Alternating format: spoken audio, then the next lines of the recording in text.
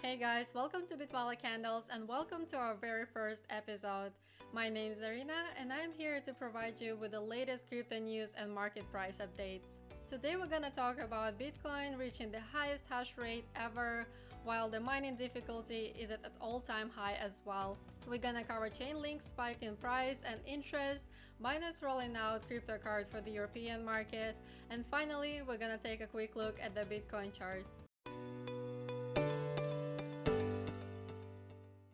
Alright you guys, let's start with the Bitcoin hash rate that once again reached a new all-time high as accumulation of Bitcoin continues. After halving in May when the mining subsidy was reduced to 6.25 Bitcoin per block, hash rate dropped as well. It has since gained momentum and reached 125 exahash per second. On Monday, network difficulty to mine Bitcoin spiked to 17 trillion, making it the largest difficulty metric ever. Next up, Chainlink, the token that seems to outperform all others in the past few days.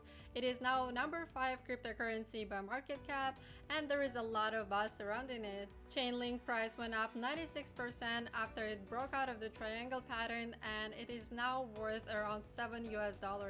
After reaching its peak, Link showed a 13% correction, while talks about $100 or even $1,000 target are still going on. At evaluation of $2.5 billion and seeing almost $1 billion of market turnover in the past 24 hours, we anticipate a strong move as traders either attempt to buy against empty order books or trigger massive correction in the cascade of take profits.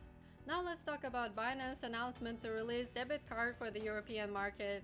Users in the European Economic Area should be able to apply for a card this August. Powered by Swipe, which Binance acquired last week, the card will allow users to pay with crypto at any merchants that support Visa payments.